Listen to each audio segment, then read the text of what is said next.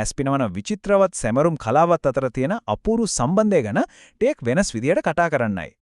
ඉතින් මේ ගමනේදී තෙම්මුගුල ඓතිහාසික වැදගත්කම, සම්ප්‍රදාය සහ ප්‍රතිපත්තිය, වෙසක් කූඩු නිර්මාණය සහ අවසාන වශයෙන් තොරණේ විකාශනය ගැන අපි කරුණු සොයා බලමු. අංක 1 පෙමැඟුල. එහෙමත් නැත්නම් උතුම් අවස්ථා 3ක්. සිද්ධාර්ථ කුමාරයාගේ ජීවිතයේ ප්‍රධාන කඩයිම් 3 දිහා ටිකක් හැරී බලමු. ක්‍රිස්තු පූර්ව 624 හෝ 560 දී ලුම්බිනි සල් උයනේදී ඉපදීම, වයස අවුරුදු 29 දී ගිහිගෙන් නික්මීම සහ අවුරුදු 36 දී බුද්ධ ගයාවේදී උතුම් සම්මා සම්බුද්ධත්වයට පත්වීම. මේ සුවිශේෂී ඓතිහාසික සම්දිස්ථාන ඔක්කොම එකම දවසක. ඒ කියන්නේ මේ මාසයේ වෙසක් පුර 15ක පොහොය දවසකම සිද්ධ වුණා කියන එක ඇත්තටම කොච්චරනම් විශ්මයජනකද? මෙතනදී අමතක කරන්නම බැරි අපේ මූලාශ්‍රවල තියෙන හරිම චමත්කාරජනක සිදුවීමක් තියෙනවා. බෝසතාණන් වහන්සේ ඉපදුණු ගමම්ම උතුරු දිශාවට පියවර 7ක් තිබ්බා කියලත්, ඒ හැම පියවරක් පාසාම නෙළුම් මල් පිපුණා කියලත් පැරණි ග්‍රන්ථවල සඳහන් වෙනවා. මේක නිකම්ම කතාවක් නෙවෙයි. අනාගතයේදී මුළු ලෝකයේම සුවපත් කරන ශ්‍රේෂ්ඨ උත්තමයෙකුගේ ආගමනය සනිටුහන් කරපු අතිශය මංගල සම්මත ආරම්භයක්. අංක 2 ඓතිහාසික වැදගත්කම, ගෝලීය සහ ශ්‍රී ලංකේය. වෙසක් දිනය ලෝකේ පුරාම පැතිරිලා දින විදිය දැක්කාම ඇත්තටම පුදුම හිතෙනවා.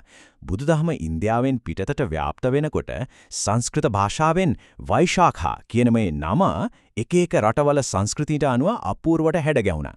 බලන්න, තායිලන්තේ විසාඛා බුචා, වියට්නාමේ ෆට් දාන්, ඉන්ඩෝනේෂියාවේ වයිසාක්, චීනේ ෆෝඩාන් සහ ටිබෙටයේ සාගාඩාවා විදියට එකම දවසක් මුළු ලෝකයක්ම විවිධ නම් වලින් සමරනවා. අපේ රටේ ඉතිහාසය පැත්තට හැරුණොත් වෙසක් කියන්නේ ආගමික දිනයක් විතරක්ම නෙවෙයි, ජාතියේ ආරම්භයත් එක්කම බැඳුණු දවසක්.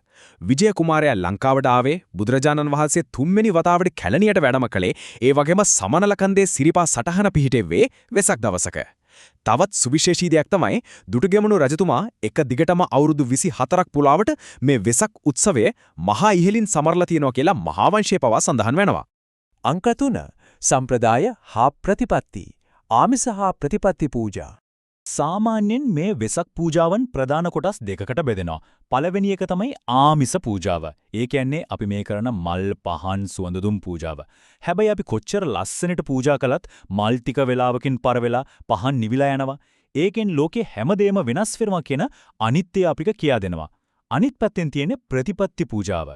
ඒ කියන්නේ බුදුන් වහන්සේ දේශනා කරපු ධර්මයට අනුව ජීවත් වෙමින් සදාචාරාත්මක ගුණධර්ම අපේ ජීවිතයට එකතු කරගන්න එක. මෙතනදී අපි තේරුම් ගන්න ඕනේ හරිම ගැඹුරු ප්‍රකාශයක් තියෙනවා. බුදුරජාණන් වහන්සේ පිරිනිවන් පාන මොහොතේ අඬමින් හිටපු ආනන්ද හාමුදුරන්ට දුන්නු අවසාන සහ ප්‍රබලතම අවවාදය තමයිනේ තමන් වහන්සේට කරන උතුම්ම පූජාව මල් හඬුන් කූරු වලින් කරන එක නෙවෙයි, ධර්මානුකූලව තමන්ගේ ජීවිතේ හැඩගස්වා ගන්න එක කියලා උන්වහන්සේ දේශනා කළා. ඉතින් අන්නේ ප්‍රතිපත්ති පූජාවේ ඉහළම අවස්ථාවක් විදිහට වෙසක් දවසට අටසිල් සමාදන් වීම දක්වන්න පුළුවන්. සතුන් මැරීමෙන්, සොරකම් කිරීමෙන් වගේම සුඛෝපභෝගී දේවල් වලිනුත් ඈත් වෙලා ඊටාම සරලව ජීවත් වෙන්න පුරුදු වෙන්න දැඩි සදාචාරාත්මක අභ්‍යාසයක් තමයි මේක. අංක 4 වෙසක් කූඩු නිර්මාණය. අපේ සාම්ප්‍රදායික කලා නිර්මාණය. හරි. දැන් අපි මේ උත්සවයේ තියෙන කලාත්මක පැත්තට යමු. කොහොමද මේ ලස්සන වෙසක් කූඩුවක් හැදෙන්නේ? මුලින්ම උණ බට වලින් සමචතුරස්‍ර 6ක් හදාගෙන ඒ ටික එකට බැඳලා රාමුවක් සකස් කරගන්නවා. ඊට පස්සේ පාට සවුකොළ කපලා අලවලා ලස්සනට හැඩ කරලා ඇතුළට ආලෝකයක් එකතු කරනවා. පවුලේ ඔක්කොම එකතු වෙලා තමන්ගේම දෑතින් මේ කරන නිර්මාණ කටයුත්ත වෙසක් කාලට ලැබෙන ලොකුම සතුටක්. මෙතනදී අමතක කරන්න බැරි අපූර්ව තාක්ෂණික උපක්‍රමයක්ත් පාවිච්චි වෙනවා. කූඩුව කොච්චර ලස්සනට හැදුවත් ඒකේ උඩම කොටස කවදාවත් සවුකොළ වලින් වහන්නේ නැහැ. ඇයි දන්නවද?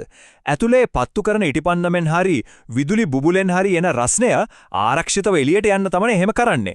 ඒ සරල නිර්මාණයේ පවා කොච්චර හොඳ ප්‍රායෝගික ඉංජිනේරු දැනුමක් තියෙනවද කියලා බලන්නකෝ. අංක 5 තොරණේ විකාශනය. අතීතයේ ඉඳන් වර්තමානයට. කූඩුවලින් පස්සේ අපිට මතක් වෙන්නේ දැවැන්ත තොරණ. විදුලි බුබුලු දහස් ගණනකින් හැඩවෙලා බුදුරජාණන් වහන්සේගේ ජාතක කතා පෙන්වන මේ කලාවේ ඉතිහාසය දහස් ගණන් වසරක් ඈතට දිව යනවා. ඉන්දියාවේ සාංචි ස්තූපයේ තියෙන පැරණි ගල් ආරුක්කු දක්වාම මේකේ මූලාරම්භය විහිදෙනවා. එදා ගල්ලින් කරපු ඒ කලාකෘතිය තමයි අද මේ තරම් දැවැන්ත ආලෝක සංදර්ශනයක් බවට පරිවර්තනය වෙලා තියෙන්නේ. 85 මේ ඉලක්කම අපේ වෙසක් ඉතිහාසයේ ලොකු පෙරලියක් කළා කිව්වොත් නිවැරදි. මොකද 19 වන සියවසේ මැද භාගයේ වෙනකම්ම අපි අද දකින විදිහේ විදුලි තොරණ තිබුණේ නැහැ. ඒත් 955 අවුරුද්දේ කොළඹ තොට ළඟ හැදුණු ලංකාවේ පළවෙනි විදුලි වෙසක් තොරණ අඩි 85ක් උසයි. මහා භද්‍ර කල්ප කතාව නිරූපණය කරපු මේක එදා කාගෙත් නෙත්සිත පැහැරගත්ත අරුම පුදුම නිර්මාණයක් වුණා. ඊටත් වඩා පුදුම හිතන කාරණාව තමයි මේ දැවැන්ත නිර්මාණය ඒකාලෝක කරන්න විදුලි බබළු 25000ක් පාවිච්චි කරලා තියෙන එක. ඒ කාලේ අද වගේ ප්‍රධාන විදුලි සපයුමක් හැමතැනම තිබුණේ නැති නිසා මේ අතිවිශාල ආලෝක ධාරාව ලබාගෙන තියෙන්නේ ලොකු ජෙනරේටර් වලින්. ඇත්තට මේක ඒ කාලේ හැටියට දැවැන්ත තාක්ෂණික සහ ඉංජිනේරු අභියෝගයක් ජය ගැනීමක්. මේ තොරණ විවෘත කිරීමේ උත්සවයත් සුළුපටු එකක් නෙවෙයි. ඒවකට හිතපු අග්‍රාමාත්‍යවරයාගේ අතින් තමයි මේක විවෘත වුණේ. ඒකම තවත් සුවිශේෂී දෙයක් සිද්ධ වුණා. අහසින් ආපු හෙලිකොප්ටරයකින් මුළු ප්‍රදේශයටම මල්වරුසාවක් ඉහලා තියෙනවා. නවීන තාක්ෂණයයි සාම්ප්‍රදායික භක්තියයි එකතු වුණු අන්නේ උත්කර්ෂවත් ආරම්භය තමයි අද දක්වාම මේ තොරණ කලාව විකාශනය වෙන්න පදනම දැම්මේ.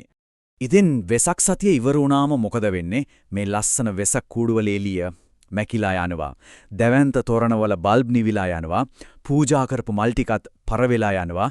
ඒ හැම භෞතික සැමරුමක්ම අනිත්‍යයටපත් වෙනවා.